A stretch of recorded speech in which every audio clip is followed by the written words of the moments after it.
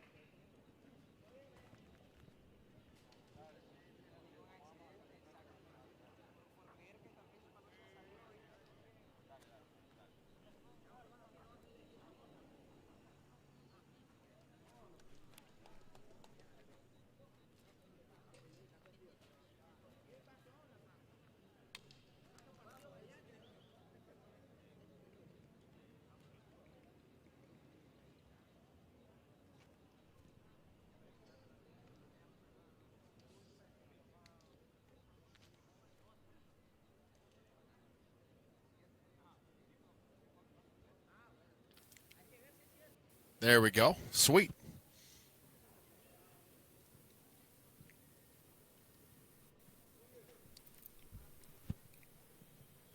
Yes. Uh-huh. I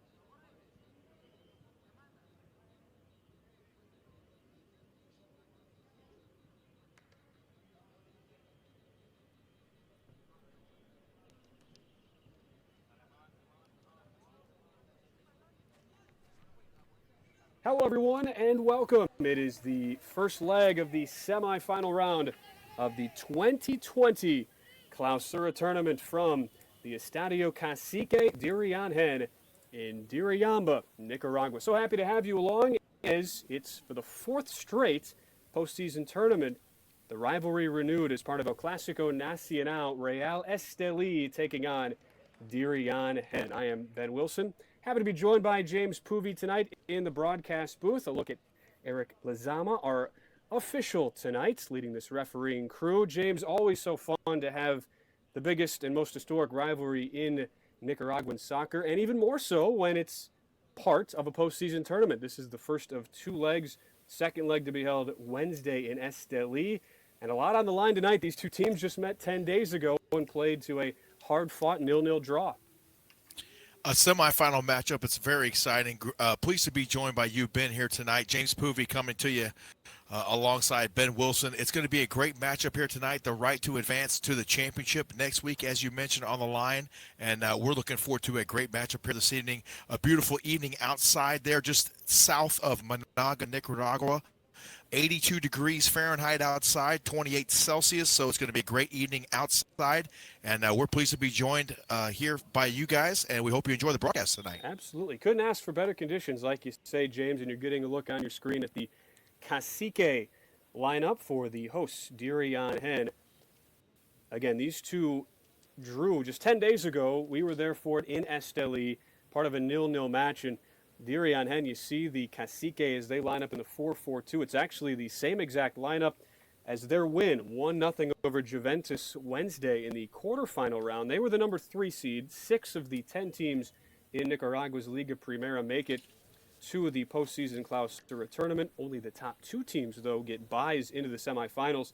And while these two teams tied in the regular season, it was Estelí who was better based on goal differential. They got the first round bye. Diriangén did not. So, James, we might see that be a factor tonight. Some of the tired legs possibly for the Cacique, who just had to play. It was a hard-fought 1-0 win on Wednesday, and their leader, Bernardo Larreiro, had that lone goal in the 63rd minute to give the host, the Cacique, the win. Well, anytime you play 2 games, not really back-to-back, but within 10 days of each other, that's a lot of taxing on the body, and not a whole lot of time overall for these guys to recover. And so they've had to hydrate, rest up before this semifinal match, and hopefully they're ready to go here tonight. 82 degrees, as you mentioned, outside. Not a bad night outside, but it is still a little bit on the warm side. As you see, the 3-4-3 formation for Real Estelí, onto the direction of first-year head coach Holver Flores. On the opposite side, Flavio de Silva, the first-year head man for Diriangén. You look at Estelí, had that 0-0 draw at home against Diriangén, had won just once in their previous 5 matches, but beat Jalapa 2-1 last Saturday to clinch that second seed. While Diriangén, they've won each of their last 2 matches since that draw. There's Eric Lezama. He says we're ready, and we are underway again. This is the first of 2 legs, 4th straight postseason tournament that these two teams have met up in Liga Primera. Real Estelí, they're in the red and white jerseys with Diriangén, the Cacique, in the black and white. Of course, El Tren del Norte for Real Estelí, making the trip about a 3-hour journey from Estelí, most historic, most accomplished team in the northern part of Nicaragua, against Diriangén, the team with the most history in its own right in the southern portion of Nicaragua. And James, these are the 2 teams who have the most titles all time in Nicaraguan soccer history, so you couldn't ask for a better matchup in that regard, leaving aside the whole fact that this is a big, long-standing, and bitter rivalry. Yeah, this is 2 teams that know each other very well, as you mentioned, Ben. They have squared off. I believe you said this is the 4th straight time that they've met in championship action with a whole lot on the line. So they're very familiar foes. You mentioned about 3-hour travel between the 2. And so they're ready to go here tonight, and they're very familiar with each other. They've obviously studied each other very well, and a great matchup here this evening. I mentioned earlier how for Diriangén, same starting 11 as their last match on Wednesday, that 1-0 win over Juventus, but 3 changes from 10 days ago, back on April the 15th, in that 0-0 draw against Estelí. Jonathan Zapata, Tulio Lopez, and Jefferson Munoz, they all started in that game. Zapata and Lopez, they're available off the bench, while Munoz, he was the youth team player selected. He is not in the team tonight. Daniel Martinez, who just made his debut on Wednesday, is again in the starting 11 for the second straight match. And our first foul of the evening produces a free kick. Josue Quijano set to take it for Real Estelí as we're just underway. Thanks so much for joining us tonight. One of the only leagues still in action despite the coronavirus pandemic worldwide. We might be some of the only live sports action on planet Earth tonight, man. I think you're right. I do see a couple of fans in the crowd out there. Richard Rodriguez sending that over the bar. As far as we were told, there were not going to be any fans allowed tonight. Not sure those could be just stadium personnel or other essential workers, but essentially what they've done, Nicaragua has been fortunate, like you alluded to, James, we're one of the only countries, Belarus being the other country that has soccer going on right now. Their season just started in Belarus, but Nicaragua not having many cases of the coronavirus, so they've done their best to move up the season. They've tried to condense the final month or so of the season, playing a couple games a week. By comparison, we're about 2-3 weeks ahead of where we were last year. They played the semifinals of the Clausura May 12th through the 19th a season ago, finished the season on June 1st. So trying to speed things up before any sort of surge were to happen with the coronavirus. And that could have an impact, James, as far as those tired legs. A lot of guys playing a lot of games in a short time span. As this cross is sent in, taking a touchdown, and that shot scuffed in the end. It was Jorge Betancourt, but didn't get a whole lot on it. Had a brief second there, James, where I thought he might get a good look at goal right in front.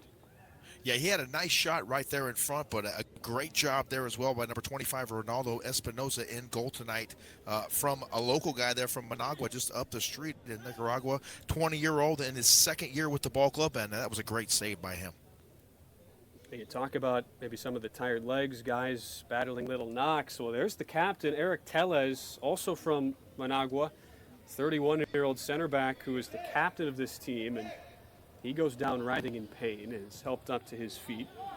12th year member of the Cacique for Diriangén. You would think this will be a tightly contested, physical, two-leg affair. But a takeaway on the right side, on the edge of the box for El Tren del Norte, and it's knocked out of play. First corner of the night goes to the visitors. Both teams kind of feeling each other out here in the beginning portions of this match.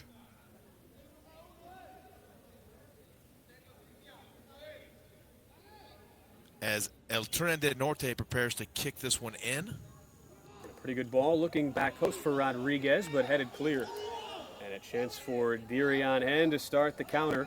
They scored in the 7th minute of the semifinal meeting between these two teams last year. As a foul is called, and they bring it back to midfield. A pretty nice run there from Daniel Martinez as we get another look on that right flank. Just got tripped up by Brandon Ayertis. And I mentioned, James, how for Martinez, he made his first team debut on Wednesday in the quarterfinals. So quite the scenario to be introduced to first team soccer. He's been a youth team guy, but showing fearlessness on that run there. Yeah, that was a great play there by Daniel Martinez, bringing it across the midline, a great bit of speed. He's got some wheels, and he asserted himself very well on that play there. Onto the edge of the box after the free kick. That is Martinez, and he gets it all wrong. Just pull hooks it well wide of the mark. As you get a look at the youngster, Daniel Martinez, who played the first half. He was subbed at halftime, but held up well in his team's 1-0 win on Wednesday. Also, you saw the first look in goal for Real Estelí Denver Fox, and that's a big story to monitor, James, throughout this semifinal tie, because the normal starting keeper, Henry Maradiaga, 10 days ago in the regular season meeting between these two and El Clásico Nacional, he was given a red card after the match for arguing with the lead official, and they later gave him a 4-game match suspension. So that match was just a couple games ago. Maradiaga, this is the second of his 4 matches. He'll have to sit out. A big loss, the veteran 30-year-old keeper for Estelí. Now they turn to the youngster, the 22-year-old in Denver Fox, who did get Denver the start Fox on comes Saturday. in his 3rd year with the club. Denver Fox, big shoes to fill there with Maradiaga being out, and that is a big-time loss for Real Estelí. A great story, though, is Denver Fox grew up as a basketball player in the Bluefields area of Nicaragua, one of the more low-income parts of the country, and he was discovered basically through an open tryout that Real Estelí holds throughout different parts of the country. Fox, a very athletic guy, though, like I said, grew up playing hoops, and now here he is in a big moment, and he'll not only start tonight, but like I mentioned, that 4-match suspension for Maradiaga means that Fox, who collects that ball there, will also start Wednesday in the second leg of the semifinal in Estelí. And he was a nice job. That was a nice job on that last play there for Diriangén. Number 4, Jason Coronel, was moving the ball very well there near the goal box. Diriangén probably the slight favorite tonight, given that they are the home side and have been very good at home in the Clausura. 7 wins, a single draw, and a single loss in their 9 matches. The Clausura, if you're new to the Nicaraguan game, the second half of the Liga Primera season. The first half of the season is the Apertura. They hold a tournament after each of those 18-match seasons. And it is Real Estelí who look to defend their Apertura title. They beat Diriangén. It was 1-1, but Estelí, they got the crucial away goal. Brandon Ayerda scored.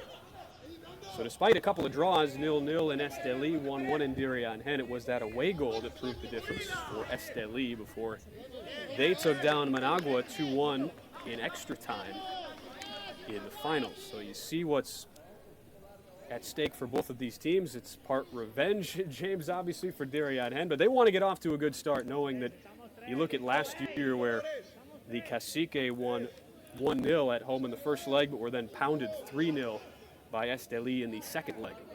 Always want to get off to a quick start if possible, especially in this game. Obviously, it's a long, drawn-out game. It's an hour and a half, sometimes a little bit more. But if you can get it off to a quick start, that's a huge advantage mentally for you to take with you throughout the ballgame. There's Brandon Ayerda on the left side. Nice interplay to the edge of the box. Deep cross, though, over the head of everybody.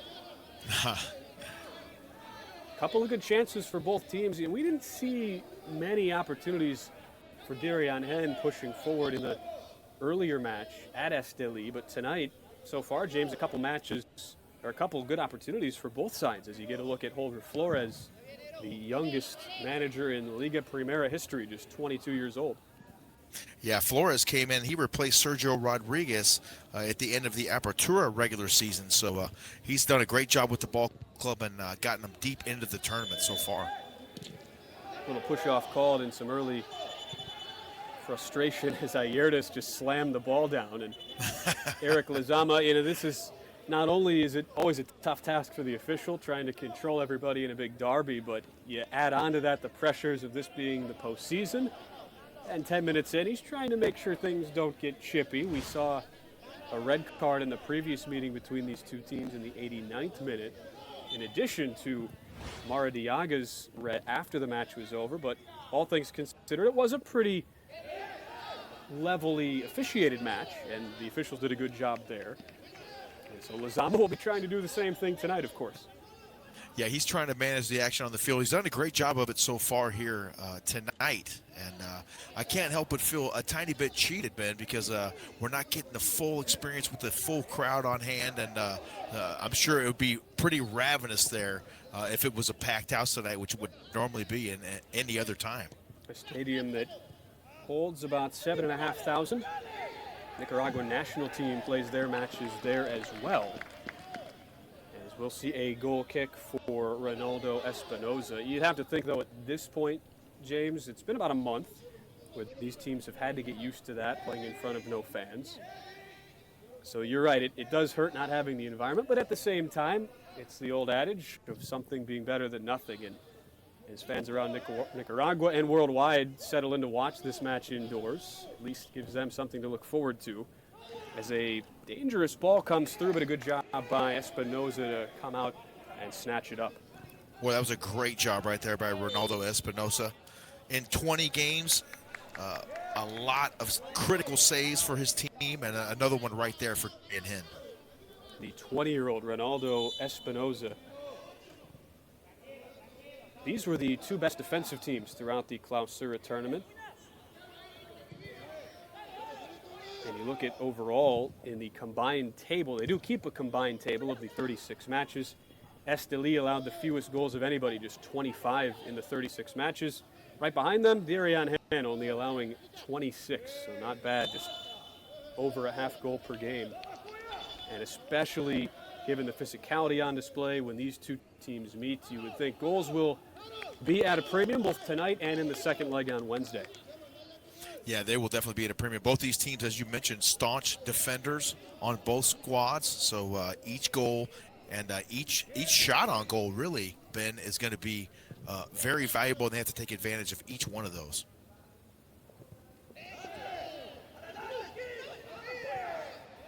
As Diriangén look to push forward, that's the right back, though, for Estelí. Christian Gutierrez able to boot it out. I mentioned no changes from Wednesday for Diriangén, but 3 changes from last Saturday for El Tren del Norte of Estelí, as Luis Lopez, Francisco Paz, and Fabrizio Tavano, they all go from the starting 11 to the bench, but they will be able to play today. And 4 changes from that starting 11 10 days ago for Estelí when they hosted Diriangén. Part of that is, we mentioned the suspension of Henry Maradiaga, but the big loss tonight, James, is Henry Garcia. He is out. He had a big role in the first half hour of that match before getting injured and is still out tonight. Unfortunately ruled out with the contusion there, Ben, but he's in his second year. Came over from Managua in July of 2018. And so a big loss. He has great quickness and ability to drive the ball despite not being so tall for Henry Garcia. They'll miss his presence in a knock in the middle of the park. You see the collision taking place. Jason Casco, the veteran defender, going up for Estelí. He's up on his feet now. That's great to see that. Still holding his head there, though, Ben. He took quite a shot on that play. Now, Alvaro Hernandez for Diriangén. He's one of the 2 forwards in that 4-4-2, along with Bernardo Laureiro, the Uruguayan, who's been fantastic for the Cacique.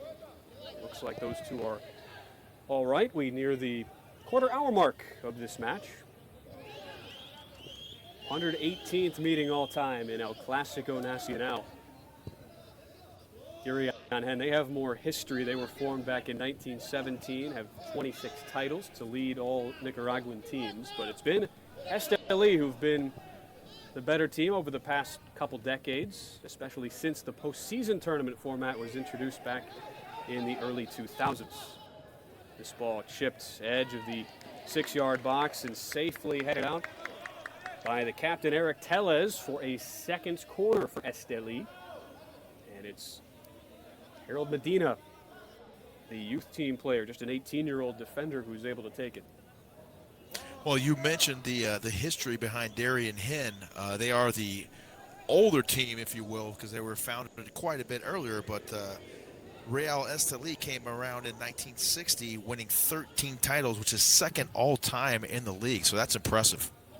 The collision in the box going down after that initial little deflection off the corner was Jorge Betancourt, but Estelí keeps possession. Back out to Medina. His left-footed ball headed a couple times as Diriangén looked to clear, and they're only able to shovel it out for a corner as Estelí on the front foot over the last couple minutes. Yeah, that one pinballed around quite a bit in front of the net there, but I feel one coming on here very shortly, Ben.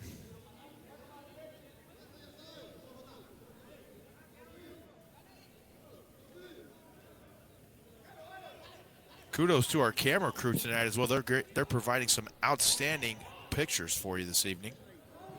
You weren't too far off there, James. Pretty good header toward the far post, but it ends up just going out of play, and yet another goal kick. They actually say foul first. It was a push-off looking to body for position. As these two teams do battle, the other semifinal, the first leg taking place tomorrow night at the same time. Top-seeded Managua and fourth-seeded Walter Ferretti. So these two teams will face the winner of that match. Again, the second leg of this one, Wednesday, 7 o'clock local time in Nicaragua, which translates, if you're watching around the world, to mountain time in the U.S. But the last time these two teams, James, met in this building, it was a 2-0 win for the Cacique of Diriangén. They had goals from Bernardo Laureiro in the 44th minute and Danilo Zuniga in the 52nd for the 2-0 win.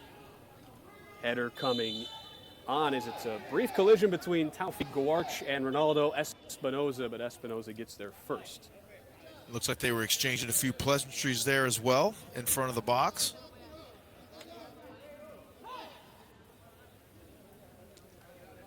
So even though Estelí have had the upper hand in recent years as a whole over Diriangén, and they do lead the all-time series, 52 wins with 41 draws and just 24 defeats for Estelí.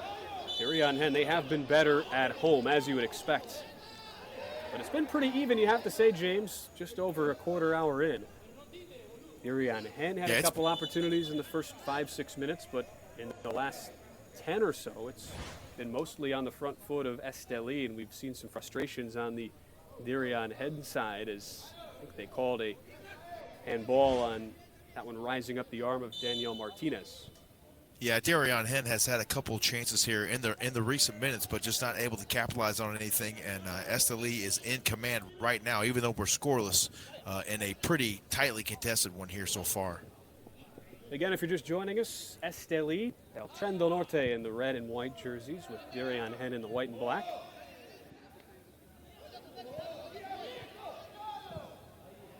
A trip to the finals will not be decided tonight. They still have the second leg to play Wednesday. But this is the start of what always seems to be a bitterly and tightly contested two-leg series. Fourth straight tournament. Again, they play the Apertura in the fall and the Clausura in the spring. And so going back to the Apertura in fall of 2018, this is our fourth straight semifinal match. And our first yellow card of the night is a hard tackle delivered. We were just saying maybe a little frustration for Diriangén as they've had some starting to show, Ben, to go against them. And now Jason Coronel picks up the yellow card for a hard challenge in the 20th minute. We'll get another look as the youngster Harold Medina gets chopped down. Medina went down hard on that one there.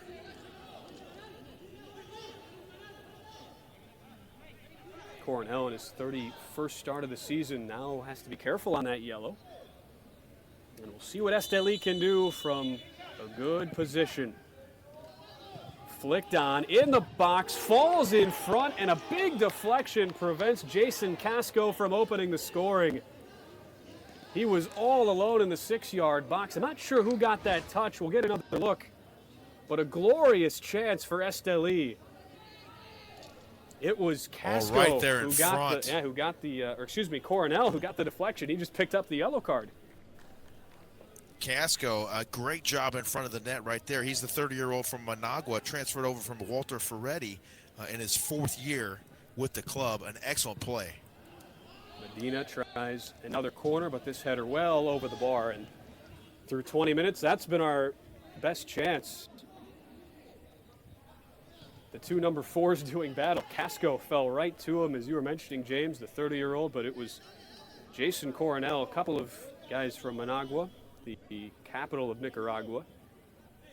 And you have to say, for Coronel, who just picked up the yellow card, a pretty good job of redeeming himself there, because he is probably the reason why we're still at 0-0 through 21 minutes. Yeah, great defense on display here so far tonight.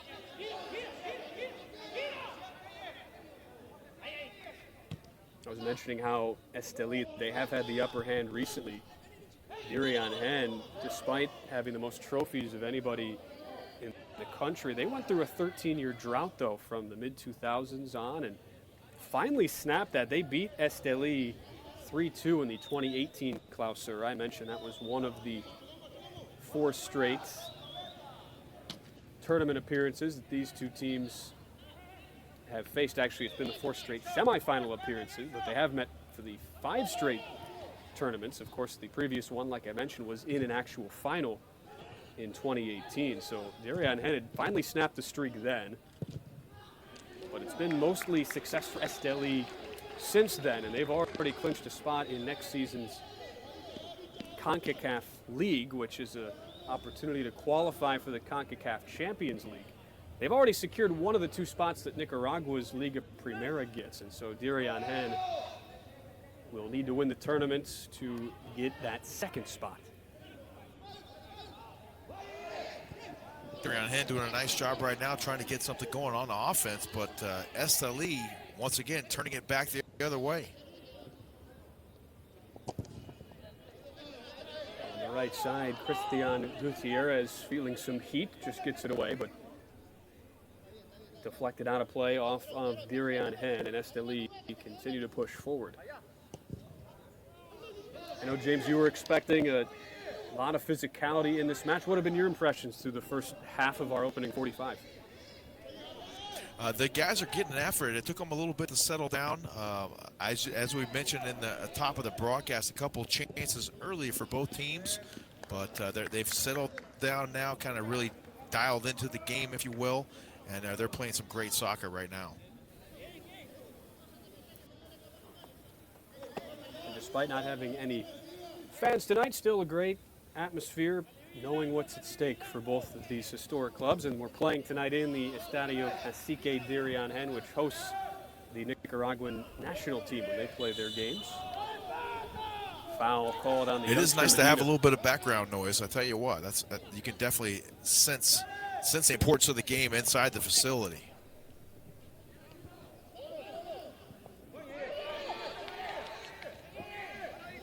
They've met 7 times in the playoff format. It was introduced back in 2003. As Diriangén looks to push forward, edge of the box, and that cross goes over everybody and out of play. But Estelí, they've won 5 of the 7 meetings between them and Diriangén. The Cacique advancing twice. So this is now the 8th meeting, and that tells you just a little bit about how good, A, these two teams have been, James, and B, how often they've met, what's built up the history, because it's only been since 2003 that the new format was introduced, where they started to play the tournament after each Apertura and Clausura season. Definite rivalry has been formed between these 2 ball clubs for sure, with the amount of meetings that they've had over the past couple of years, and not only just the amount of meetings they've had, but the amount of good games that they've had together.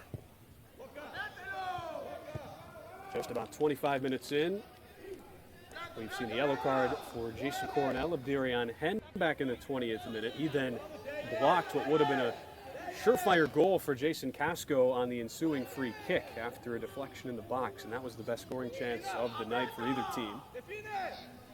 But here, though, Diriangén, the hosts look to push forward, although some friendly fire causes the ball to go out for a goal kick. Yeah, this is the most that the ball has been down in the Real Estelí end for quite some time now. Diriangén's finally able to push it a little bit on offense right now. You got to look a moment ago at Taufik Guarch, who gets the start tonight. They held him out just to give him some rest Saturday in the win at Jalapa. But he has led the team in the Clausura 5 goals to pace El Tren del Norte, the native of Guadalajara, Mexico. He was mostly off the bench, at least in the Clausura. Only 8 starts in the spring season, but they're starting him tonight up top alongside Jorge Betancourt. Hoping that decision pays off, and here is Guarch down the right flank. Draws a deflection, but out for a goal kick. Last off, the Mexican national. We'll see, James, how long Guarch is able to go tonight and what sort of impact he'll be able to have for Estelí. Well, Guarch, a definite impact player for Estelí. He comes in 28 years old from Guadalajara, Mexico, as you mentioned, and he's played a lot of games recently for this club. And he was playing in the Mexican second division for Atlante in the fall, and so he was a transfer mid-season and has come on strong. Braces 2 different times, had a brace against Real Madrid and another against Ocotao. So 4 goals in those 2 matches alone. This one is sent out of play. A look there at Yon Mosquera. He had the red card in the 89th minute in the first meeting between these 2 teams.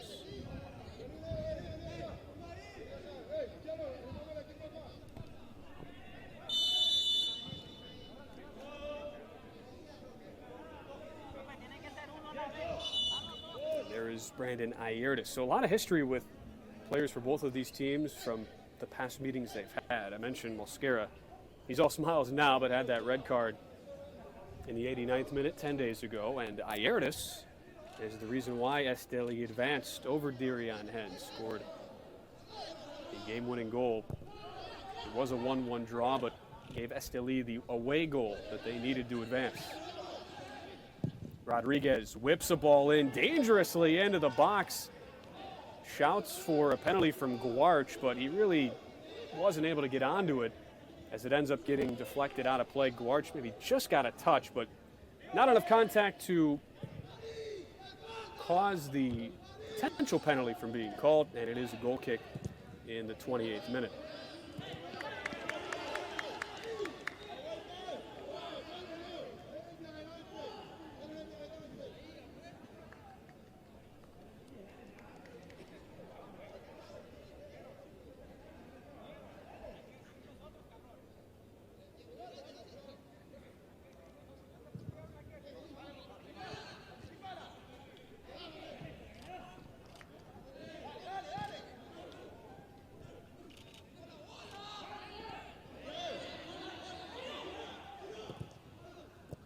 A couple good scoring chances, first in the 21st minute for Jason Costco right in the middle of goal, and then a good ball from Richard Rodriguez almost found Taufik Guarch. And after a yellow card to Diriangén's Jason Coronel, our first yellow goes to, who else? Yon Mosquera, who picked up a pair of yellows and a red card as a result in the last meeting, and Mosquera has yellow here. So book him at the 29th minute mark. We'll see how that impacts things going forward.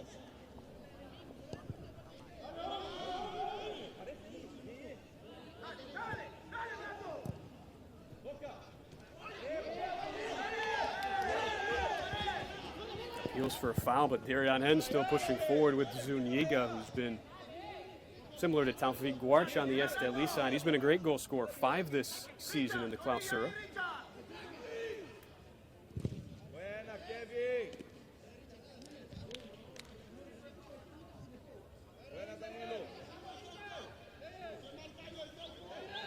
A throw from near the corner flag. Nice little turn by Alvaro Hernandez, but unable to control, and so that is a goal kick for Denver Fox. We've played a half hour. Thanks so much for joining us from the Estadio Cacique Diriangén, El Clásico Nacional, and it takes place in the semifinals of the Clausura tournament. First leg of 2 tonight. It's interesting in a 2-legged affair like this. A lot of pressure for the home team who has to go first to hold serve, and that's why Estelí, who was the number 2 seed in the tournament, with home field advantage, they get to play at home second. You know what you have to do. So Diriangén will feel like they need a win tonight, whereas Estelí, they could be content with the draw.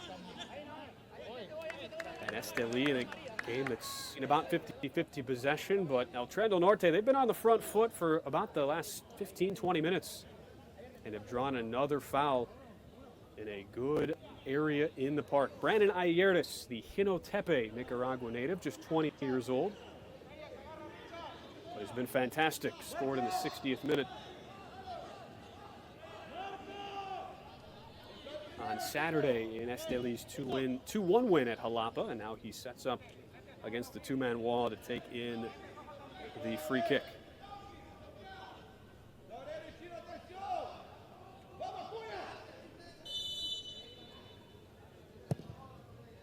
Toward the far post, headed straight up, and a little push called in the middle.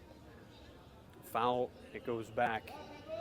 Goal kick for Ronaldo Espinoza. Playing in the 32nd minute. I mentioned how the winners of the Apertura tournament and the Clausura tournament, those are the two representatives of Nicaragua into the CONCACAF League. So like I said, Estelí with the win in the fall in the Apertura. They've already clinched one of those two spots. One of the teams that qualifies, they'll go right into the round of 16, whereas whoever is further down on the overall total season table, they'll go to a qualifying round to get in. And that is the first part of the process to qualify for the CONCACAF Champions League. Has some frustration down by the corner flag. Now, Tren del Norte arguing they should have a corner here, but instead it's given a goal kick. I believe that was the youngster, Harold Medina, slamming the ball down to the pitch.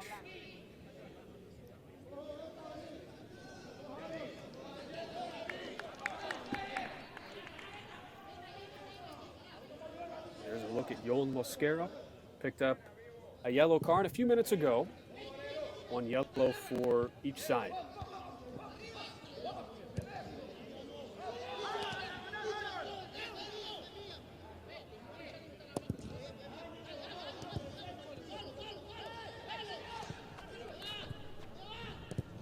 As Estelí continue to push forward. So as it stands right now, Estelí, they finished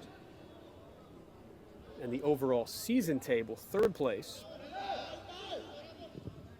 So while they're already qualifying, if either Managua or if Diriangén were to win this Clausura tournament, Estelí would have to go through a qualifying round to get into that round of 16 for the CONCACAF League.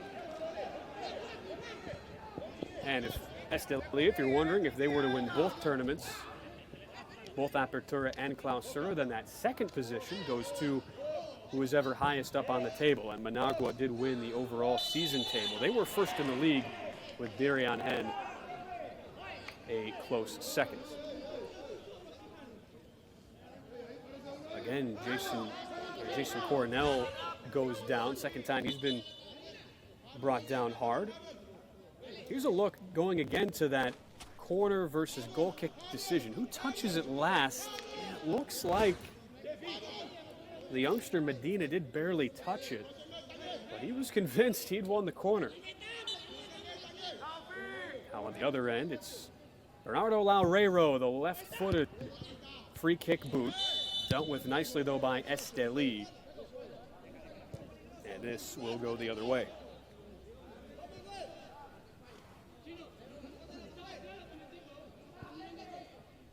We've talked about Loureiro and Zuniga. Those are the two men with 5 goals on their ledger in the Clausura campaign. While Taufik Guarchi has the 5 goals to lead Estelí. And what all 3 of those players have in common, they're all in their first year for their respective clubs. And for Guarchi, he just joined Estelí at the start of the Clausura and has been fantastic. Same thing for Loureiro, the Uruguayan. He joined on a free transfer back in January, had played the past couple seasons in Uruguay, but has spent time in Liga Primera with Walter Ferretti. Spent 5 years there and scored 53 goals. And he was the one who brought the Cacique into the semifinals. 63rd minute goal at home on Wednesday against Juventus. But Diriangén, they've been in pretty good form. 3 wins and 2 draws in their last 5, including the 0-0 draw at Real Estelí. Tren del Norte in the meantime, 2-2-1 over their last 5. But did bring some positive momentum into this fixture with a 2-1 win at Jalapa on Saturday. It was a match that Estelí, they still needed to win. They were, as I mentioned, tied with points with Diriangén, but had the goal differential advantage.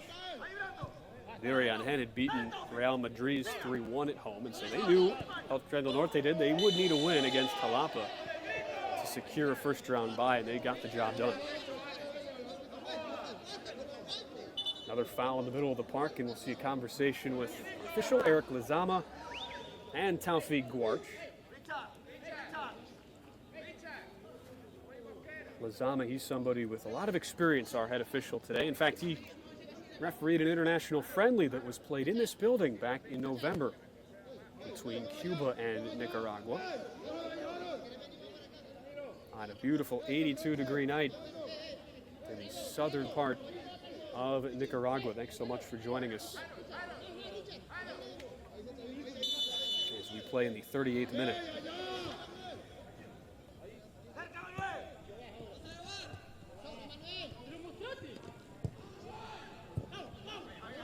As Estelí looked to push forward, there's the youngster Harold Medina, but can't get on to the end of that ball.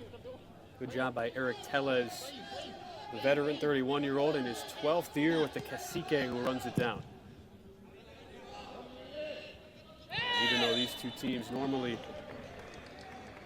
have different kits, both home and road, they wear the same jerseys that they did 10 days ago in Estelí because they are easy to tell apart. The red and white of Estelí, the white and black of Diriangén. Richard Rodriguez takes this ball towards Medina, edge of the box.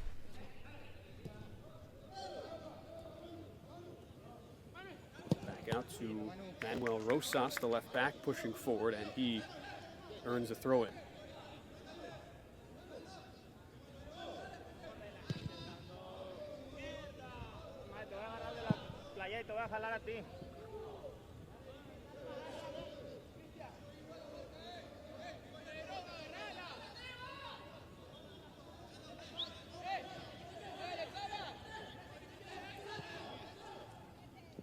There's Mosquera, low ball in and cleared out. Coming up on our final 5 minutes of the first half. This is really when things got interesting, though. The last time these two teams met here in Diriamba, it was a goal from Bernardo Laureiro in the last couple minutes of the first half that got Diriangén on the scoreboard. Zuniga added one 7 minutes into the second half.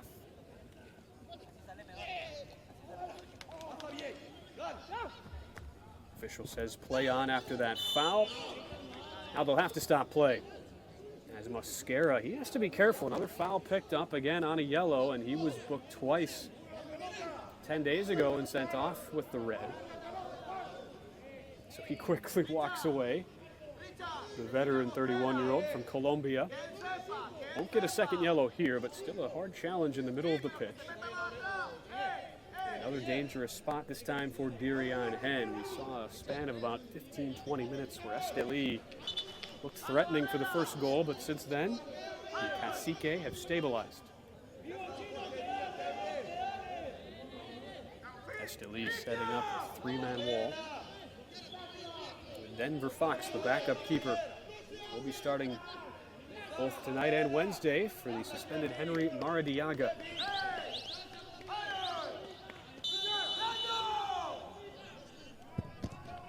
Right into the wall, Guarch along with Rodriguez were there. Now Estelí will look to start the counter. It's Rodriguez with Guarch. Up ahead, the Mexican Taufik Guarch.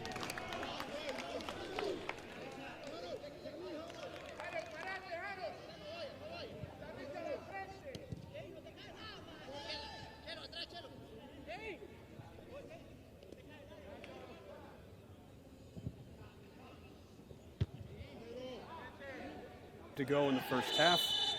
We get another push off as Guarch and Rodriguez really starting to establish themselves in this first half. Another body hits the deck. We'll get another look. James, I know you have to be impressed though with how hard Taufik Guarch has been working. You can see why they gave him the afternoon off last Saturday to get those legs fresh. He has really been running hard up and down the pitch. Guarch has been a huge contributor for sure for these guys this afternoon, or this evening, I should say. Ben, great to be back with you here. And both these teams still playing hard and some really good action right now. Can somebody find a breakthrough, though, before we get to halftime? This ball slotted in, but a little too strong. Wanting to find Ayerdes, who scored the goal for Estelí in the Apertura last fall, this same round, but they couldn't quite find the touch on that linking ball through.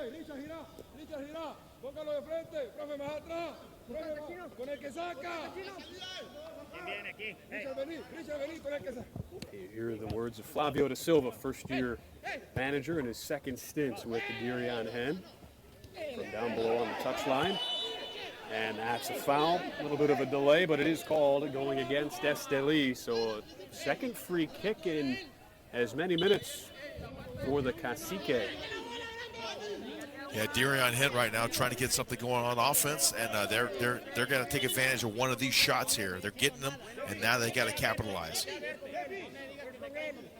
So there's Laureiro from Uruguay, who was on the Uruguayan international under-17 team. He played in the U17 World Cup in Nigeria back in 2009. Obviously one of the tougher international squads to break into, though.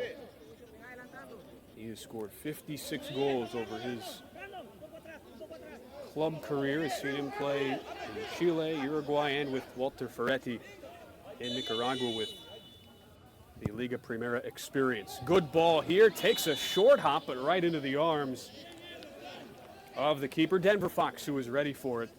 One of those balls, James, that will cause a lot of concern for some inexperienced keepers. And even though there was a little push in the back coming, I'm not sure that would have counted anyway had it gone through. But still, give Denver Fox a lot of credit for how he was able to handle that.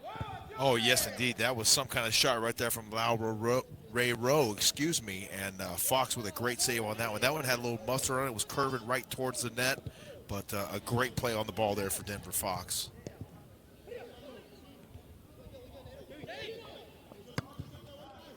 Some of the team officials with Estelí, they were telling us that Denver Fox, you grew up in a pretty poor neighborhood, the Bluefields area of Nicaragua. We'll get back to him in a minute. Chance for Medina on the edge of the box. Looked to chip it for Ayerdes. Took a spill, but nothing called. Oh. Right on the edge of the box. Would have been a tough penalty, you'd have to say, James, because Medina was pretty well defended by a trio of defenders, just couldn't get it away. Yeah, the defender was in a really good position right there. That was a tough no call, if you will, there, Ben, for the official. Another player hits the deck for Diriangén. Let's get another look. Checked a little bit. There was some contact there from Tellez, the captain. You saw Bismarck Montiel. He was doing the Dikembe Mutombo finger wag, saying no, no, no. There you go. Yeah, that could have gone either way for sure there, Ben. That was well defended for sure for Diriangén. Look down at the Estelí touchline. Was mentioning what some of the team members were telling us in the lead up to this semifinal fixture about the backup keeper who will start both legs, Denver Fox. How he sold bread on the streets as a kid, played basketball, and they found him through one of the open tryouts they hold throughout the country. As another man goes down in the box, that across from Rodriguez, but it looks more than anything just like a slip from Josue Quijano. As we are into our 1 minute of stoppage time in what's been an open first half, but a half without a goal scored yet. Quijano in his 5th year with the club, transferred over from Walter Ferretti. Been in the Liga Primera since 2015. He has the most caps on the Nicaraguan men's national team of anybody for Estelí, 61 caps in all. Scored a goal back in the Copa Centroamericana against Guatemala in Costa Rica back in 2013, a highlight for him on the international stage, but neither he nor any of the 22 on the pitch have been able to get us a goal on the scoreboard tonight as we see the first half come to an end. A lot of good action, though, on both sides. Estelí, they had stretches where they looked dominant. Diriangén had a couple of free kicks in really dangerous areas on the pitch. James, your takeaways from a pretty entertaining opening 45. It was definitely an entertaining opening half for us here live from Nicaragua right now in the Cacique Diriangén. A lot of great action all over the field tonight, Ben. Obviously, we mentioned the staunch defenders for both these ball clubs, and they've been on display here tonight. A couple of really good chances for both these ball clubs, but I think it was really just a result of positioning at that particular moment and just not quite able to capitalize on it. Again, he is James Poovey. I'm Ben Wilson. We have played 45 minutes in our 90 tonight, first leg of the two-legged semifinal round of the 2020 Clausura tournament between the two most successful clubs in Nicaraguan soccer, Real Estelí and Diriangén.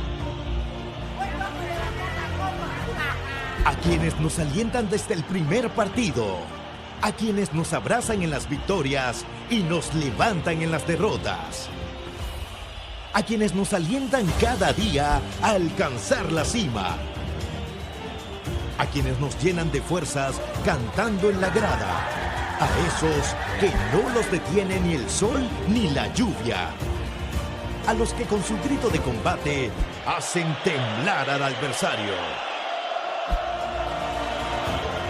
A vos, que jugás con nosotros, que sudás la camiseta, que defendés el escudo.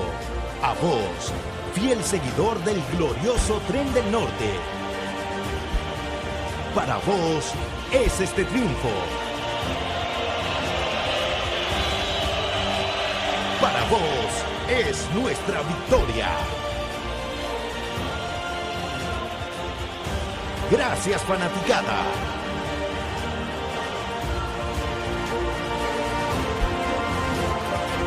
Yo soy del Tren.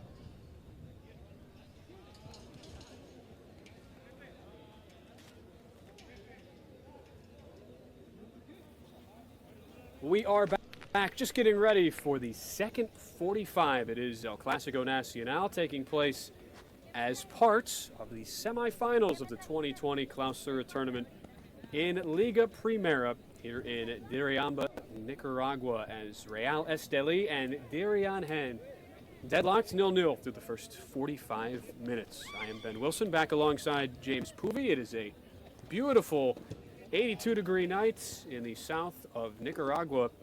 And James, a lot of good chances for both teams in the first half. We've seen a yellow card, one for each team. Jason Coronel for Diriangén, Yon Mascara for Real Estelí. But this has played out pretty much how you would expect for a big rivalry match that it is, and given that we're in the playoffs where even more is at stake than normal. Well, if you're a big fan of defensive football, this is where you want to be right now. A 0-0 game at halftime, the right to keep moving on and progressing in the championship turn on the line. Both these teams playing a great first half. We mentioned their defensive prowess in the first half of the broadcast. It's been on display all night long. Both teams with a couple of chances, but they're just that far away from capitalizing on those chances, and we're looking forward to one of those teams breaking through here in this second half. This is the 2-versus-3 matchup in the Clausura tournament. Estelí, they are the higher seed, so they have the home field advantage, meaning they will host the second leg of this two-legged semifinal tie. Meanwhile, the other semifinal, the 1-versus-4 matchup, Managua and Walter Ferretti, that first leg will take place tomorrow night, while our second leg will be Wednesday night, 7 o'clock Nicaraguan time, which is Mountain Time in the U.S., so 9 o'clock Eastern Time in the U.S., 6 on the West Coast from Estelí. In the meantime, we're hoping to see a goal in this second half, and we also see our first sub for the second straight match. The youth team member for Diriangén, Daniel Martinez, is subbed off after 45. Luis Coronel takes his place in the midfield. That is our only change at the end of 45, and we are underway with the second half. Now, you mentioned Luis Coronel just checking in now for Diriangén. He comes in his fourth year, started with the club in 2016. So he's going to look to contribute here in the second half for the Cacique. And right away, a foul drawn by the hosts, the Cacique, and it is the man just into the match, Luis Coronel. He has been a big contributor, though. He scored a goal last weekend against Real Madrid, his 6th overall of the season, 17th appearance, and 5th off the bench. So he makes his presence felt right away, draws the foul, and now a free kick chance for Diriangén. Bernardo Laureiro sends it far post, headed back toward the center of the box where Tellez couldn't really get a clean touch to it, and Estelí get the clear. Nice job that time on defense there for Real Estelí. Able to get that ball out of there in a hurry and not allow anything offensively that time for Diriangén. Another card coming, though, after a collision in the middle of the park. That's Marvin Fletes, 22-year-old, center back. Not happy with that decision as he goes into Eric Lizama's book. Yeah, he's not happy about that call whatsoever, but going to have to shake it off and keep on playing. Fletes comes in 22 years old out of Managua, Nicaragua, 5'10". In his first year with the club, transferred from Unan Managua in June of 2019.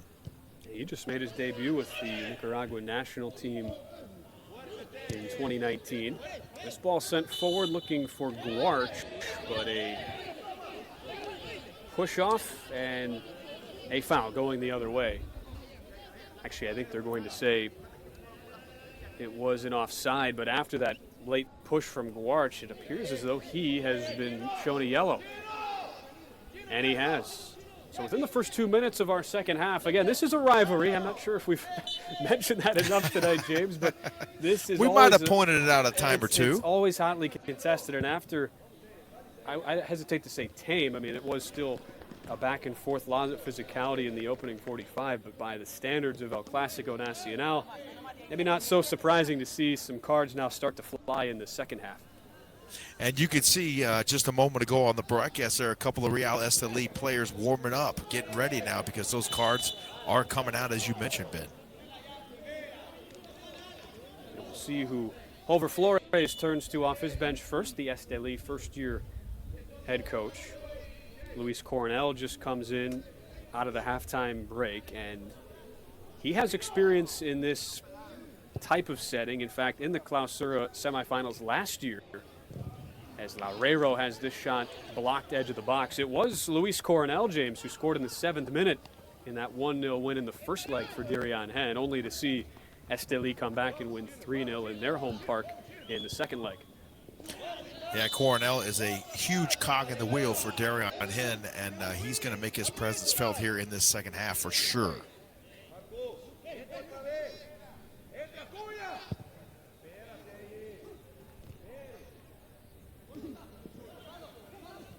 There's Loureiro again. He was probably the most dangerous threat for Diriangén, especially with his free kick chances, as this ball is sent way over the bar into the empty stands tonight by Danilo Zuniga as we play without fans, part of the league's and country's efforts to curb the coronavirus outbreak. But again, Nicaragua, they've been very fortunate to compared to a lot of other countries, and that's why we're one of just a couple countries worldwide in global soccer still able to play, even though they have tried to condense the end of the season to get everything in before a potential surge of cases in the country.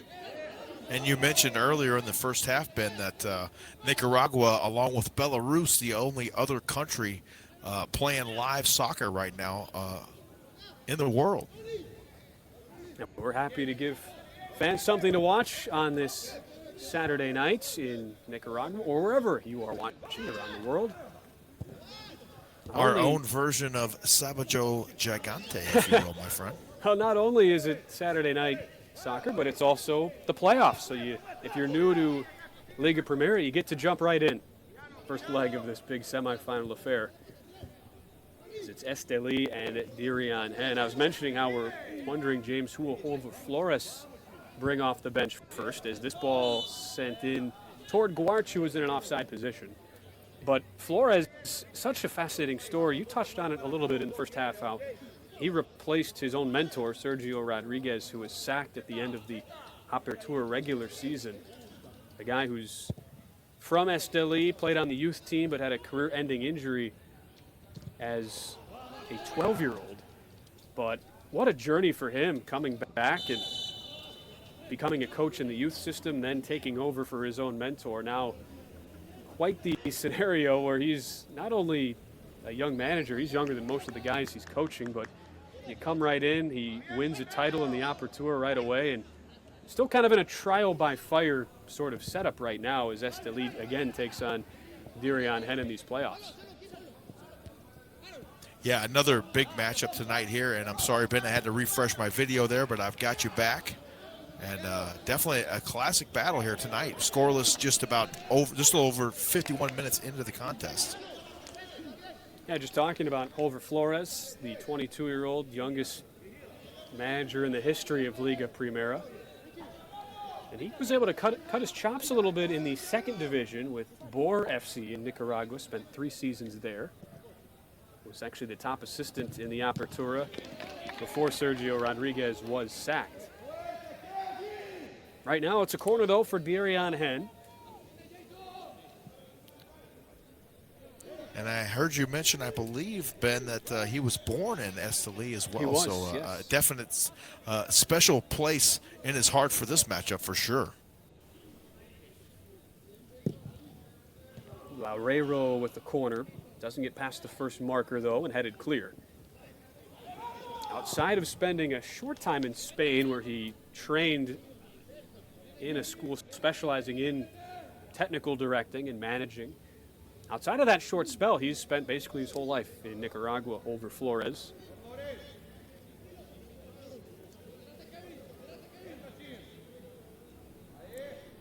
Diriangén now trying to get it going, trying to clear it out and get it down the field.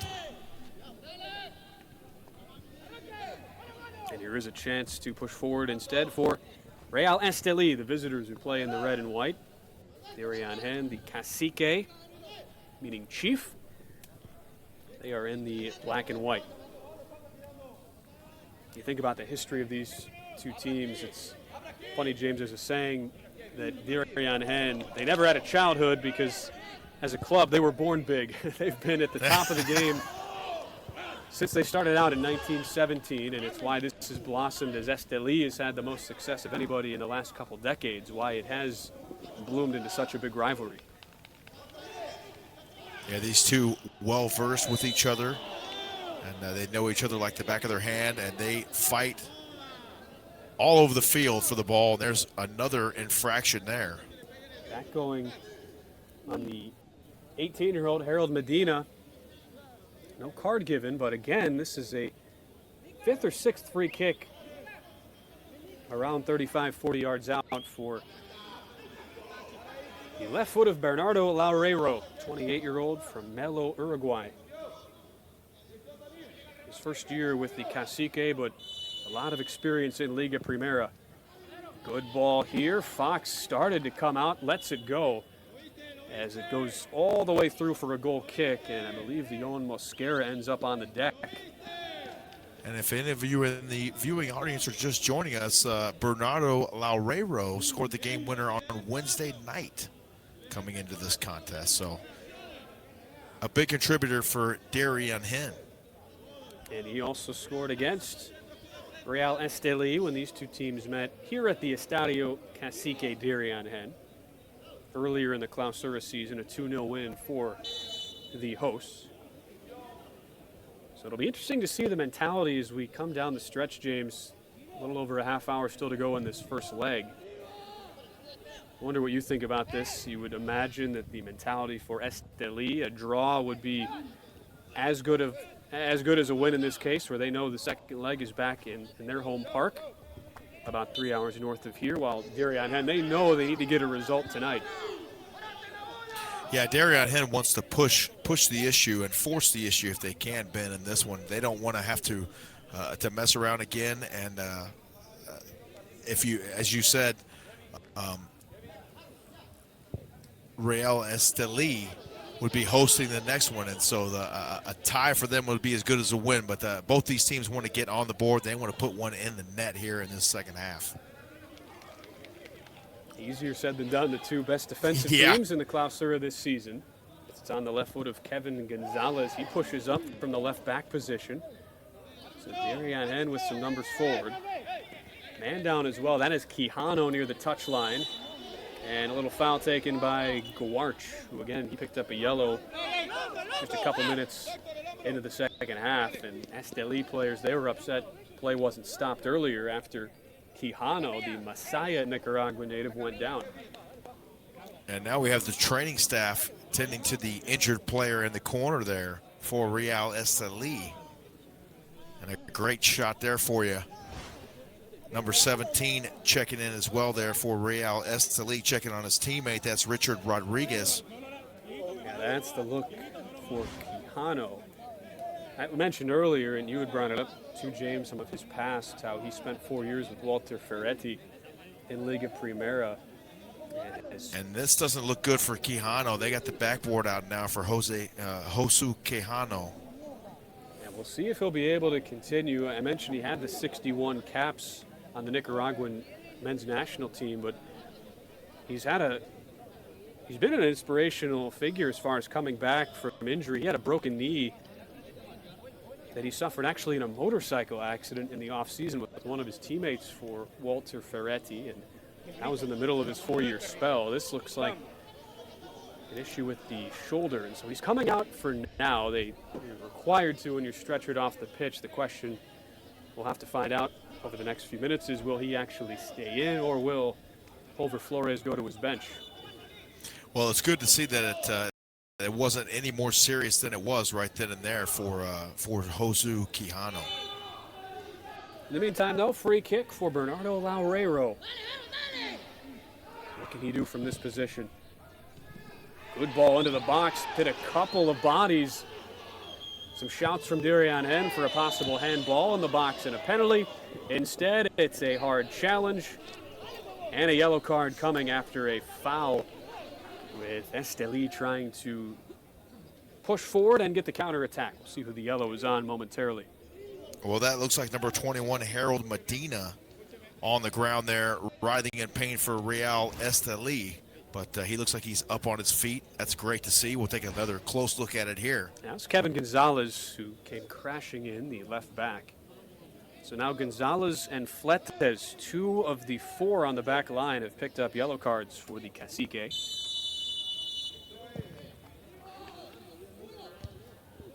As we play in the 59th minute. Usually it's scoreless. Usually it's around that hour mark we start to see some significant substitutions.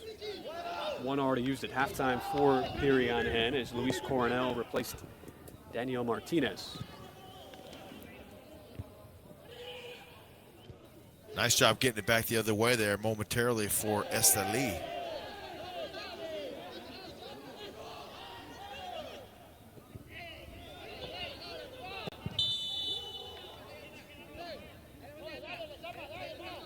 That one going out of play. Again, a throw for Estelí, El Tren del Norte.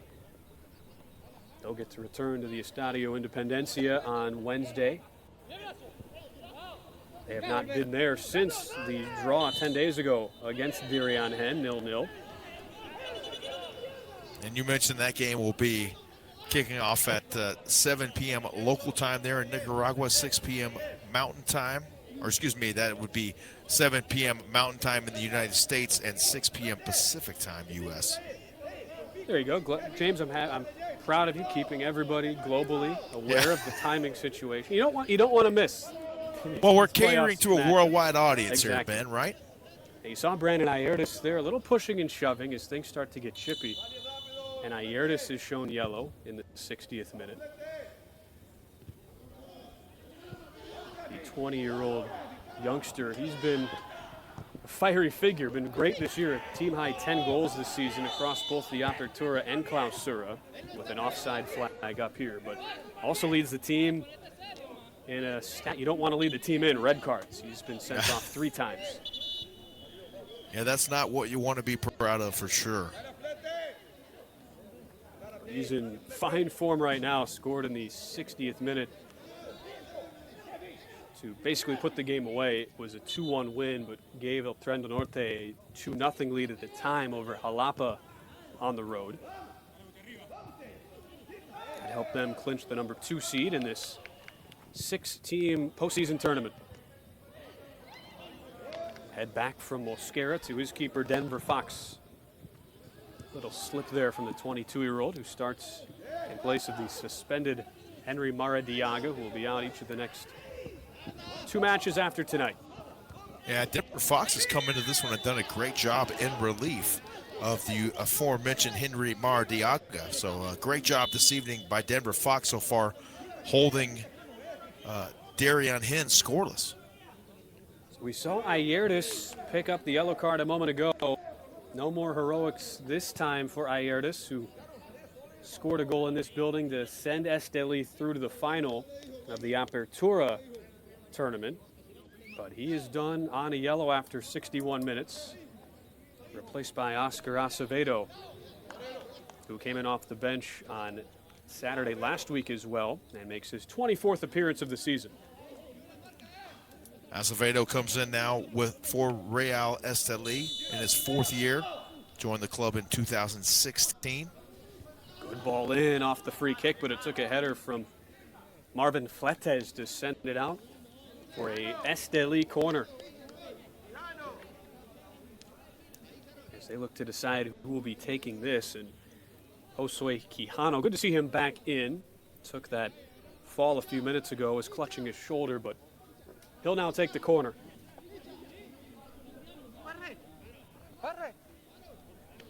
With Taufik Gawarch, Jason Casco queuing up in the box along with Rodriguez. But this ball does not get past Laureiro, and he's able to send it out. Great job that time by Bernardo Laureiro in defense there for Diriangén. Wow, it should have been a pretty easy clearing opportunity for Diriangén, but the ball completely scuffed all the way back to the keeper, Espinoza. That was dangerous, as Guarch was almost on the other end looking for a potential tap-in. A little bit of poking in the eye there in the goal box as well on the other end there, Ben. And Guarch not afraid to start a confrontation. It's already been booked tonight. Actually, it was not Guarch, it was Acevedo just into the match. There we get another replay. Take another look at that in the goal there. Yeah, Ronaldo Espinoza saying, hey, this is my territory. Yeah. Don't come in here. Don't come in here and start any noise. Eric Lezama, our official tonight. You see him in the far top left of your screen. Trying to keep everybody calm in this matchup of bitter rivals. Ball nearly falling in the box. Laurero puts his hands up in frustration for Diriangén. Who's going to break through first here, Ben, and put one in the back of the net? Taufik Guarch, he has his eyes set on goal, sends cross in, header far corner is just wide. Great chance on the counter for El Tren del Norte, but Jorge Betancourt just couldn't quite center it enough. An excellent effort there for Betancourt, right in front of the net, but just could not quite get it to bend inside the post and score. Such a tough ask for Betancourt going up against two Diriangén defenders there, but really out of nothing, this opportunity coming, and we see another look at the cross, perfectly done by Guarch. Beautiful touch there by Guarch as well. And the defense of Jason Coronel did just enough to prevent Betancourt from getting his shoulder square. And it stays 0-0, first leg of our two-legged semifinal. We hope you're enjoying the broadcast wherever you're watching from this evening around the world. Feel free to hit us up, maybe on Twitter. You can get Ben at Ben_Wilson_1, and you can find me at JP_BCast on Twitter. We'd love to hear from you tonight, and we'd love to know where you're watching from. Now, that's a sign of a great color partner, James. You're giving out my social media without me even having to ask. We'll get another sub here. This is coming on the Diriangén side. It looks like the night is over for Abner Acuna, who is coming out of the match, and in his place, the Colombian Jorge Vargas checking into the match. So the second substitution for Flavio da Silva tonight. We've seen one used already for Estelí. And Acuna, he was on that left wing. He's been really good throughout the season for Diriangén, as we see another big collision in the middle of the pitch. This is a foul coming on Estelí, and I believe Richard Rodriguez. See if he might go into the book here. He's had a couple of hard challenges already. Yeah, he had a couple of choice words there as well for the official as he passed by. Here And comes it looks Richard like Rodriguez. He has been sent off. I did not see the straight red right away, as it was kind of on the far side from us, but they have sent off Richard Rodriguez on a straight red. And we'll have to get another look at what happened on the replay, because it was off the ball. Initially, based on the reaction, I thought, all right, probably a card, but here we go. Here's the look at Richard Rodriguez. What happens? We'll take a look here. Works it back towards the middle. And I really didn't see it on the replay there until the very tail end of it. I saw the player down on the ground, but I didn't really see exactly what happened in the middle there, Ben.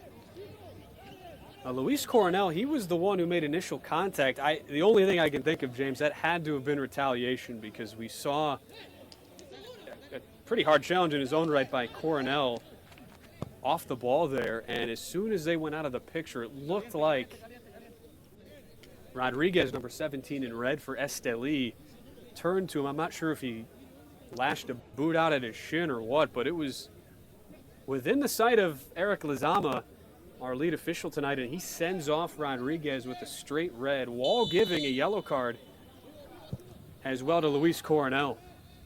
What a moment in the 68th minute, and now Estelí will be down to 10 men for the final 22 minutes and change. Yeah, Eric Lazama exercising his authority there, handing out cards at will on that play. So things getting a little chippy, as you mentioned a little bit earlier there, Ben. So both these teams starting to close in. The walls are closing in a little bit here as we approach the 70th minute of the contest. A huge loss for Estelí. Now the second straight matchup between these two where we've seen an Estelí player sent off. But in the last matchup, it was Mosquera who went off in the 89th minute. So it wasn't as if Estelí had to defend down a man for all that long. It was really just 3 minutes of stoppage time. But here you've got essentially half of a 45-minute session to do that. In the first leg of this semifinal, and Estelí will now be desperate, you would think, James, to just batten up the hatches, try to make this 0-0 and get out of here as the road team. Yeah, well, we mentioned a little as we came back from the halftime break, Estelí would consider it a victory of sorts if they were able to get a tie ultimately in this game and force that next action in their backyard. Ball in again from Laureiro. It is Manuel Rosas. We'll make sure nobody for the Cacique can get there. And Rosas, who's the 10th-year man from Guadalajara, Mexico, most experienced player for El Tren del Norte, earns his side a goal kick. And, of course, the immediate question is, what does Holger Flores do with his team now down a man? It looks like the answer will be Francisco Paz. Francisco Paz comes in out of Managua, Nicaragua in his 8th year, started with the ball club in 2011. And a little warm out this evening, a little still and warm out, I'm noticing, Ben. 85 degrees outside right now, 5 miles an hour wind out of the west, and it's 63% humidity, so these guys are starting to get a little bit fatigued.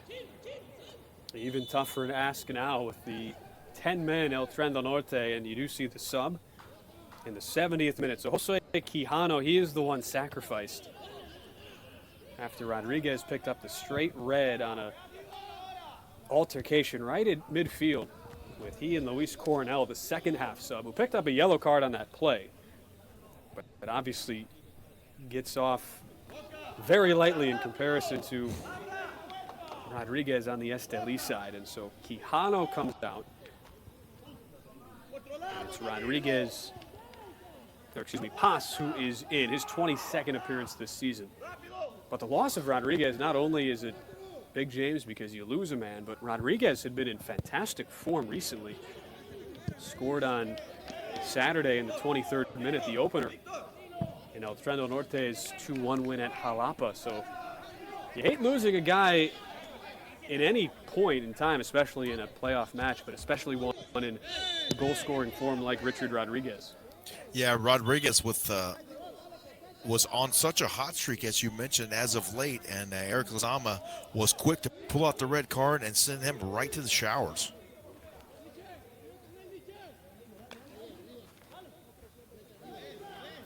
So definitely a big loss for El Tren del Norte. And for Estelí, who've been so good defensively, we'll see how they shape the defense now with Quijano, who really can do it all. He can play in a wide midfield role, in a back three role, can also press up the pitch as well, even though he's only scored once this season. But he is the man sacrificed as Paz, the 33-year-old in his 8th season with the club, now in for the final 20 or so minutes.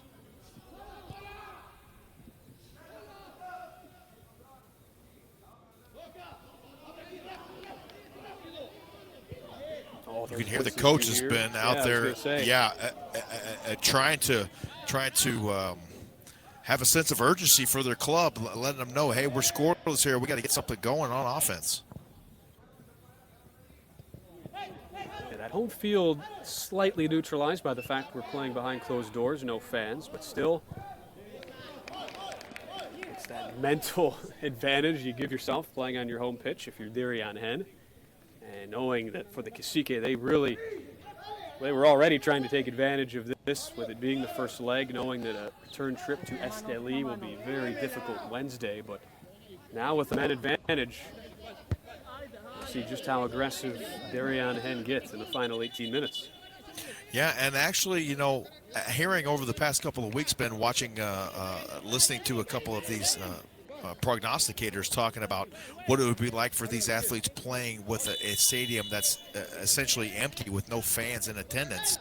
And if you think about it, I'm not sure what your playing career has been over the years, but when you get on that field and you lock in with your teammates and you start going to battle, you kind of tune out a lot of that overhead noise of the crowd. And for a lot of these players, they probably don't even notice the fact that there's not fans in attendance, and it's probably going to be more noticed by spectators and people like us. Yeah, it's a good point you make with the third and final sub made, by the way, just a moment ago for Diriangén. All three substitutions have come in the midfield of the 4-4-2 formation set by Flavio da Silva, as it's Victor Perales, who had not played in 2 of the last 3 games coming into tonight, was out of the team 10 days ago against Estelí, as this ball sent toward the goal and it finds the back of the net. And with Estelí down to 10 men, somehow El Tren del Norte, on a super strike by Oscar Acevedo, have found a way through to take a 1-0 lead. What a goal there by Acevedo. We're going to get another look at that here in a moment. But as you mentioned, one man short, but Real Estelí finding a way to get a goal here in the 74th minute of the contest. Out of nothing, Oscar Acevedo, the 23-year-old from the small town of Jinotepe, lets it fly and beats Espinoza, his first goal of the season and just his second career goal at the top flight level. What a strike. An outstanding job, and Espinoza had a chance on it in the goal there, but he caught it, but that ball had some serious velocity on it off the foot of the goal scorer there for Real Estelí. In the 75th minute, talk about an unexpected turn of events after Estelí sent down to 10 men on the red card given to Richard Rodriguez in the 68th minute. That does not deter Oscar Acevedo, the second half sub, who finds the back of the net. What a brilliant effort. We always say, Ben, big-time players make big-time plays in big-time games, and that's exactly what Acevedo did right there. Number 23, Oscar Acevedo, stepping up when his ball club needed him the most, down a man, and he finds a way to get a goal scored for his team. Not only is it the 1-0 lead, but Estelí, they now have the away goal as well, meaning that they could get away with a 0-0 draw at home on Wednesday, and they would still advance. So now the pressure right now is on Diriangén to get something done on the Estelí end of the floor. You're absolutely right. And the thought I had as we saw Perales come in, the final sub for Diriangén, the one thing you didn't want to do when you're up a man is get complacent and get yourself tied to the fact that, all right, you have this advantage, so you should be able to score. You also don't want to get too aggressive in there. It seemed like the former James just getting a little complacent. They gave Acevedo all the time in the world he wanted. Of course, it took a really good effort, but I'm sure Flavio da Silva, the 46-year-old Brazilian and manager of the Cacique, will be mortified when he looks back at the film and see how that one developed. Yeah, he's not going to be too pleased at all about the defensive effort on that play there, Ben, from his ball club. But as you mentioned, a well-placed ball there by Oscar Acevedo, and an excellent effort there for number 23 in his 4th year with Real Estelí. And we hear it all the time. Sometimes you can roll your eyes and say, all right, it's a cliche, but it seems like you never know exactly what will happen when you put two big rivals together in a playoff-type atmosphere, no matter the sport, no matter the venue. And we've seen that play out tonight with Real Estelí taking a 1-0 lead into the final quarter hour, despite being down a man after Richard Rodriguez was sent off on a straight red in the 68th minute. It's Oscar Acevedo. And not only that, James, but his first goal of the season for the defender, playing out of position after stepping in for the midfielder Brandon Ayertis. Yeah, just an outstanding effort there for Oscar Acevedo, and what a great effort at a critical time, not only in the game, but in the season and the right to progress through the playoffs and keep going. As you mentioned, now they have a chance to host on Wednesday, and they can get out of that with just a tie and still be able to advance. So a big goal there for Acevedo and a big turning point for Real Estelí. You saw that shot from Jorge Vargas well over the bar. The other issue, too, for Flavio da Silva in trying to manage this game is he has used all of his substitutions, so there's nothing else he can throw out there. Vargas, one of those subs. Disappointing effort from distance. You have Perales, who saw his team concede right after he entered the game. Also in the pitch right now, along with Luis Coronel, who's currently on a yellow card. Diriangén now, pressure on. It's so mental that they know they have to get something now, and that changes up the game plan significantly when you have to play catch-up, as does the Cacique right now. Yeah, Estelí, the visitors, still with one sub left after Acevedo came into the game, as well as Francisco Paz. But in a season where Estelí has seen its bench production and substitutes play huge roles, Taufik Guarch being the main contributor in that, a team-high 5 goals in the Clausura, despite coming off the bench for more than half the season. It's Oscar Acevedo who continues that trend, the substitute for the second straight match, who finds the netting here. Yeah, it's funny how sports works. It's oftentimes in a playoff match that an unsung hero, if you will, Ben, will step forward, and that's exactly what Oscar Acevedo is going to be tonight for Real Estelí if they hold on and win this one. In the Apertura tournament, it was Brandon Ayerdes who was the hero in this venue, but instead tonight it's his substitute, Oscar Acevedo, who makes the difference, at least so far, as we play with about 10 minutes left to go. Real Estelí, the visitors, trying to take this two-legged fixture back to Estadio Independencia on Wednesday with the 1-0 lead. The semifinal round of the Clausura tournament, winner to face either Managua or Walter Ferretti, the 1 and 4 seeded matchup. Two of the best teams in Nicaragua going at it right here tonight, Ben. 26 titles for Diriangén. Cacique do. They lead all Nicaraguan teams, while Estelí second with 13 titles. And Estelí owning a 5-2 record in the 7 meetings since Liga Primera went to this playoff format. Didn't start until 2003, and it's interesting how sometimes a tournament format, James, can just change the mental outlook of a club, because Estelí, the first year they had the split season and with the postseason tournaments in both the Apertura and the Clausura, Estelí, they beat Diriangén in the finals in both of those tournaments, and that kind of set the stage for this current stretch of Nicaraguan soccer. And El Prendo Norte, they rode the coattails of that early success, have kind of followed that wave, won 8 straight titles between 2006 and 2014, just an incredible run. And now they find themselves with the upper hand against their arch rivals on the road tonight. Yeah, Real Estelí came to play tonight, and a great first half, defensive football at its finest. That's what we got to witness during the first half of this ball game. But Real Estelí coming up, and the unsung hero, Oscar Acevedo, getting it done in the second half for the team. Still time left for Diriangén. And again, you have to remember Estelí down to 10 men after the red card on Richard Rodriguez. But Estelí, they'll be content now. Just boot balls forward, try to bleed clock. And that third and final sub will be very strategic, you would think, from Holver Flores, as it does now come here. A player also down injured on the pitch, and we'll start to see, I would imagine, James, some gamesmanship as we see so often, players trying to take as much time out of the game as possible, with Fabrizio Tavano from Mexico City, Mexico, who is the third and final sub off of Holver Flores' bench for the youngster Harold Medina, who played hard, the 18-year-old, in his 82-plus minutes of work. And it was Medina who went down there, and he'll be carted off. Yeah, I was going to mention Harold Medina, some very productive minutes tonight for Real Estelí. 82 of them to be exact, as you mentioned, but he was a definite contributor tonight for this ball club.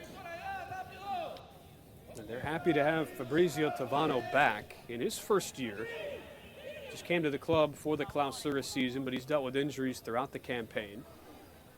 Ball toward the edge of the box. Another appeal for penalty, but this one will not amount to anything. Eric Lizama, our official, saying there was nothing there. Play on, says Mr. Lizama. And the frustrations continue for Diriangén. Again, trying to push forward. So we'll see what the fresh legs of Tavano can do for Estelí, playing down with just the 10 on the pitch. And how about the defense for Estelí? Being down a man, as we mentioned, for the last few minutes here, they're doing a great job right now holding off that Diriangén offense. And it's been 15 minutes since Rodriguez was sent off in the 68th. And they really haven't conceded any clear-cut chances, to your point, James, since then. Indeed. So Tavano, the final sub in. He did not play 10 days ago when these two met. Had taken a knock against Chinandega in the match leading up to it, a 3-1 win for Estelí. And here's a knock with Guarch looking to push down the left side. His teammate Tavano right next to him. And appears to have earned a free kick and also a few more precious seconds that will tick off the clock. That's what it's all about right now. If you're El Tren del Norte is bleeding that clock out and getting this game over and heading back home for Wednesday's contest. Acevedo, he is the goal scorer, now clutches his left hip. From the small town of Jinotepe, Nicaragua, the 23-year-old who also wears the aforementioned 23. Again, a look at the goal, an absolute rocket. Just a few minutes after subbing in, Oscar Acevedo, his first goal of the season, his second career goal in his 60th appearance, his fourth year with El Tren del Norte. Just a beautiful kick there from Acevedo, and an excellent effort as well from Ronaldo Espinosa. He had full extension on that bend all the way up there, but just couldn't fight that one off. Too much velocity on that one there from Acevedo. And Acevedo, as he goes off now on the backboard. He'll be lifted off. Again, you would think this is more of a ploy to keep the clock getting closer to that 90-minute mark without any action happening. Of course, the experienced referee we have, Eric Lizama, you'd imagine he'll consider this added on to our stoppage time. And you have to imagine Acevedo, probably had dreams of being carried off the field tonight, but not in that fashion. Well, he had the goal. I think that'll be enough for him, at least if it holds up, especially given the fact it was his first goal of the season and against El Tren del Norte's arch rival, the Cacique of Diriangén, in this Clausura playoff. Just under 4 minutes now here left in regulation now. Diriangén going to have to make something happen quickly.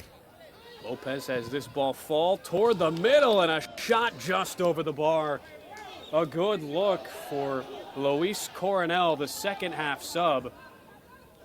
And I'm not so sure Denver Fox didn't maybe hit the post there on that save, Ben. He looks pretty shaken up. Fox came down, and we'll get another look here at this curling effort from Coronel. Fox just went awkwardly into the back of the netting. Again, Estelí, they just took their final sub, so Fabrizio Tavano, the third sub into the match, along with Acevedo and Francisco Paz, so they have nobody to sub off the bench here. The reserve keeper, Estras Gonzalez, but he would not be allowed to come in. And now the trainers go to work on Denver Fox, so we've already seen one of the rarities in soccer, James, the goal scored by a team down to 10 men against a full 11. Now we're seeing probably an even rarer occurrence, the keeper injury mid-game. Yes, and his own goal, nonetheless, by not even being accosted by another player. It looked like he clipped his hand on the top of the post there, but the training staff was tending to his right knee there during the timeout. So he got beat up pretty hard there, and that went to Denver Fox, but nice to see him still in the ball game, and now he's about ready for action again here, Ben. He'll let his center back, Christian Gutierrez, take the goal kick here as we near the 90th minute. You would think with all the stoppages, we'd be looking at about 4 or 5 minutes of stoppage time. Tavano, though, pushes it forward. Guarch the shot, but it's right at the keeper, Espinoza. Guarch would like to have that one back because he was all alone and had a lot of space to work with. Yeah, he would love to have another shot at that one. A tame effort, as you mentioned there, by Guarch. And a second goal from Real Estelí would all but put the tie out of reach, with the visitors going back home to the Estadio Independencia on Wednesday night. Still in a pretty good position right now, though, you have to say. After the red card to Richard Rodriguez, Estelí went down to 10 men, and I think everybody would have been satisfied on their end with a 0-0 draw. Instead, in position thanks to the super strike from Oscar Acevedo in the 75th minute to go back home with a 1-0 lead in this two-legged tie. Yeah, Acevedo coming in relief of a teammate, doing a great job stepping up to the plate and delivering for the El Tren del Norte. Zuniga, he's been quiet tonight, tied with Laurero. Team's leading scorer in the Clausura sends it forward. Those are the fresh legs, though, of Fabrizio Tavano on display as he's able to clear it out. I'm going to have to practice Bernardo Laurero's name as we continue through here. That's a definite tongue twister, Ben. He sees a lot of opportunities, too, on the ball, James. The Uruguayan. Looking for another chance here. The captain, Eric Tellez, has pushed himself forward. Coronel, another shot from distance, but didn't quite catch it right. Just slices out of the reach of Denver Fox and wide of the post. And by the time Fox is required to put the ball in play, we'll have reached our 90th minute. The big question now, how much stoppage time? And that guess of mine, James. 5 minutes. You were right on it there. I was going to say, it's rare that I get one of those right, but with all You're the Tony Romo of soccer now, Ben. Come on. Well, not quite paid like it, but 5 added minutes, yeah. We'll see, with a 1-0 Real Estelí lead. There's Tavano. Called for the cheap foul. So despite the 5 additional minutes for the Cacique, they'll still have to play with a lot of urgency. What can they do with it is the question. And to your point, have not really challenged Fox. They've had a couple good looks, but really haven't put any balls on target, especially since getting the man advantage. Laurero on the ball, has it taken away. There's the Mexican Guarch. Coronel gets it back. Edge of the box. But coming back in defense is the goal scorer, Oscar Acevedo, able to get the clear.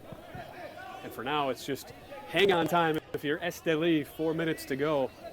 Trying to put themselves in a dominant position after round 1 of our two-legged affair. Yeah, Estelí trying to just clear it out as many times as possible here and chew that clock down and go home with a victory. And that clearance attempt hit our official, Eric Lizama. And he's trying to explain that to the players. It's one of those things, if the ball takes a significant enough deflection, the official can bring it back to that spot. More of a tough break for Diriangén than anything because it allows a few more seconds to evaporate from our 5 minutes of stoppage time. A great game here tonight, Ben. Both these teams very evenly matched, as we've talked about throughout the broadcast, and that has been on display here all night. If it wasn't for that goal in the 75th minute by Oscar Acevedo, we'd still be scoreless. But Real Estelí came through when it counted the most, and they have definitely gotten a well-deserved almost victory here tonight. Laurero, on the road, as you mentioned. He chops that one straight down. Again, Diriangén, they've been pleading to get some calls in the box, but really haven't seen enough contact on any of those appeals to warrant a true penalty shout. Probably no coincidence, the league assigning Eric Lizama, one of the more experienced referees, and he's done a good job handling things tonight. Even if we didn't really get a good look at the red card for Rodriguez, that might have been a bit harsh to send him off. But again, hard to really say. Yeah, that was a little bit surprising, but as you mentioned, Eric Lizama done a great job of keeping control of the action tonight, and he's done a great job all year long for the league. Fox aggressively comes out. Foul called on Loureiro. Well, over the back there. Fox really aggressive. And again, a little bit slow to get up after he took a spill a few minutes ago. Yeah, he might have paid for that aggression right there on that one, Ben. Yeah, tough luck foul more than anything for Loureiro because he had pretty good position. And as you mentioned, it was more of a charge up over the back for Fox, but that is the keeper's territory. Something you don't often see with young, inexperienced keepers, but it speaks to the talent of Fox. He's already been called up to the Nicaraguan men's national team. He made his international debut earlier in 2020. So for a kid who grew up selling bread on the streets of Bluefields, one of the poorest parts of Nicaragua, such an inspiring journey for him. He has definitely turned it around, and we wish him nothing but well wishes for Denver Fox, and he's been a definite contributor tonight for Real Estelí. He'll be back in goal on Wednesday. Again, Henry Maradiaga suspended another 2 matches after tonight for a red card picked up at the end of El Clásico Nacional 10 days ago. It was given a 4-match suspension.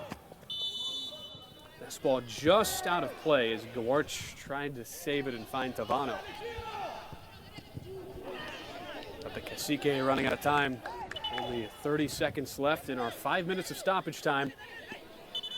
Again, this won't end the semifinal round, James, but it will put Diriangén behind the 8 ball as they make the 3-hour drive back up north to Estelí on Wednesday. And a late yellow, by the way, given out to Oscar Acevedo. Good to see Acevedo back in the ballgame for Real Estelí. And as you mentioned, Estelí hosting the game on Wednesday. And now, with a road goal, as you mentioned, they have a chance to, they can simply end in a tie in Wednesday's game and continue to advance. Another shout for possible penalty, really final opportunity for Diriangén. It amounts to nothing, and there is the final whistle. What a way to start the semifinals of the 2020 Clausura as part of the 118th El Clásico Nacional. And in a match with twists and turns, it's Oscar Acevedo's 75th minute strike that brings Estelí down a man, but up a goal, 1-0, as we've completed the first leg of our 2-leg fixture. And another look at the heroics tonight as Oscar Acevedo, the native of nearby Jinotepe, just south of the capital of Managua, will not soon forget this night. Yeah, he had 2 defenders right in front of him there, Ben, and he took a shot, a great shot there from Oscar Acevedo, a lot of velocity on that ball, and an excellent effort for Espinosa, but he was just unable to catch up to that one, and that one ended up being the eventual game winner there for Real Estelí. A lot of fun tonight, James. A great way to start the tie. Have to imagine we'll see a lot of the same type of fireworks on Wednesday back in Estelí. Some more to do for Diriangén, but this tie certainly far from over. Yes, indeed. This was a great matchup, defensive football at its finest, and hopefully we look forward to another great game on Wednesday night. These 2 ball clubs very well matched, and a lot of the history between these 2 ball clubs, and we're going to continue that on Wednesday night. Absolutely. So for my outstanding partner in the booth, James Poovey, I am Ben Wilson saying so long from Diriangén, Nicaragua, again off the strike from Oscar Acevedo. It is all over. Our final in the first leg of this 2-legged semifinal in the 2020 Clausura tournament. It is Real Estelí 1 and Diriangén 0.